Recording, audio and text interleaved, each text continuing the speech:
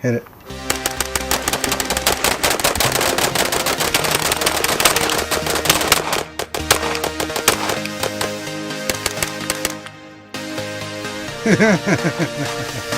All right, cool.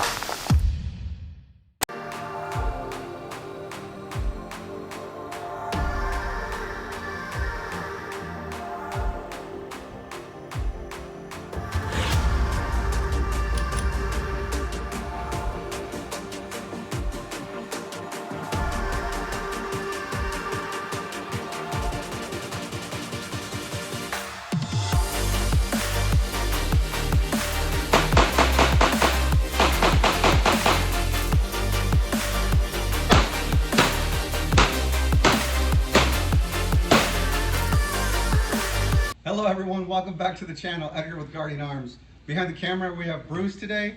You guys will know when Bruce is behind the camera because we'll have some badgering going on, we'll have some bantering going on, and witty comments from here and there. Bruce, you got anything for us today? Oh, let's get this rolling, man. Alright, so the topic of today's video is going to be this bad boy right here, the Walther PDP Compact. Now, I have zero experience with this gun. The only rounds that have been fired through this gun are the rounds that I used to zero the Trijicon SRO. Other than that, I got no experience with this gun. I find myself conflicted calling this video a review because I tricked the gun out to meet my expectations, and I made the changes to it that I make to almost every gun that I carry for off-duty purposes or defensive purposes, EDC style stuff. And I noticed that a lot of the viewers on my channel, no offense to any of you guys, I seem to have a lot of ADD children that can only hold attention on a video for about 2 minutes. So I figured I'm going to explain to you guys why I did what I did to this gun while I shoot. I'm going to run different scenarios, I'm going to run different drills with this gun and show the benefits of the changes that I made to this gun to hopefully keep your attention throughout this video. Let's get into it. All right, so we're here roughly at 5 yards. Actually, we're more closer to 6 yards. And all we're going to do is see how this gun groups, how tight of a grouping we can get out of this gun. Pretty much just testing how accurate I can be with it. Some of the upgrades are the Ameriglow suppressor height sights that have been added to this gun, the Overwatch precision trigger that has been added to this gun, grips from Handle It, and a Streamlight TLR8G, which is pretty standard. This is something I put on all my guns, and extended base pads from Taylor Freelance just to give me some more ammunition. Let's go.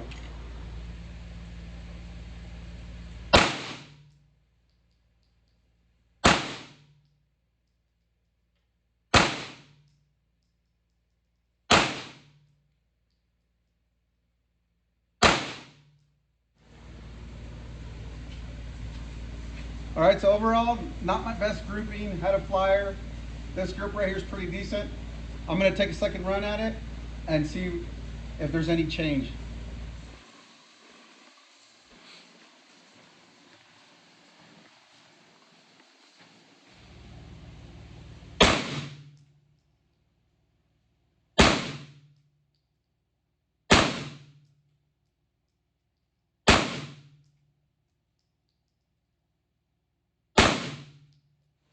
All right, not bad. Looks like I had 2 rounds here. 2 rounds here is 4. Had a flyer. I think a flyer is going to be something we're going to be dealing with all day. Whatever. All right, so just for good measure, let's go back to roughly 20 yards and see what this gun does.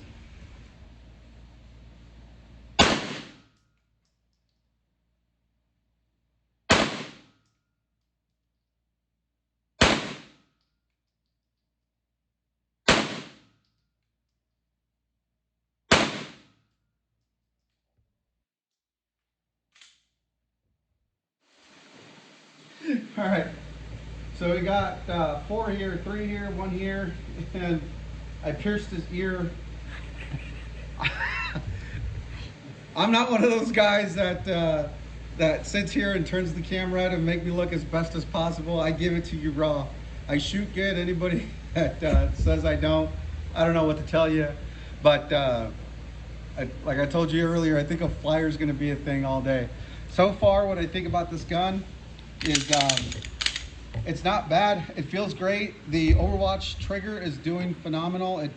I can manipulate it really easy. The dot is holding like it's supposed to. The grips, for being rubber and not being used to rubber, but being that they're super gritty, it's feeling good.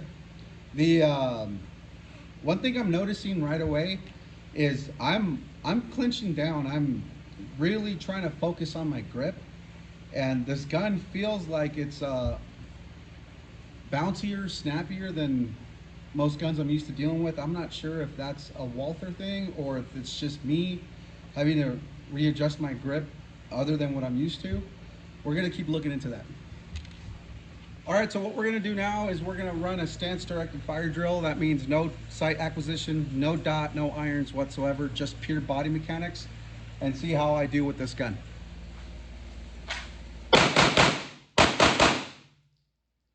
Continuing with the theme of the day, one flyer and another flyer. Man, real is real though, right? Fuck. All right, so for this next drill, we're gonna make it completely dark in here. So the video quality might go a little grainy, but it has to be done. We're gonna make it really dark in here, and we're gonna work off the Streamlight TLR8. There'll be no dot used, no iron sights, just the laser. I'm gonna start from really far back, take a couple well-aimed shots using the laser towards the head area. And then once we hit about 15 yards on in, I'm just gonna pick up the rate of fire as I move walking forward to the target and see what the target looks like overall when we're done.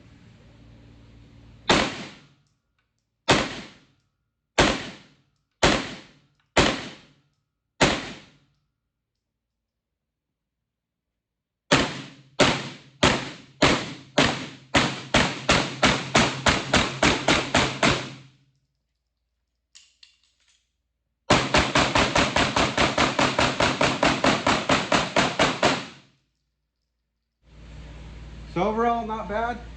I mean, if I was using a dot and I was aiming traditionally, pretty sure this group would look a lot smaller, but that's just more of like an oh shit scenario where you, all you have your laser is to go off.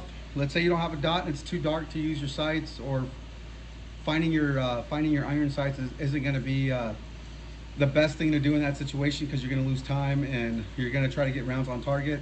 A laser is a good option to have, and that's why I carry one. All right.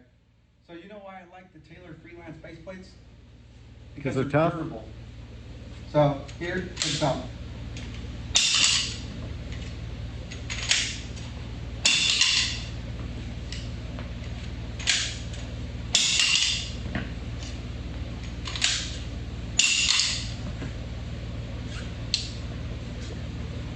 Look at the coating. Nice. I can't form a strong opinion off 100 rounds. And if I sit here and record every shot fired and report on every drill, we're gonna be here forever.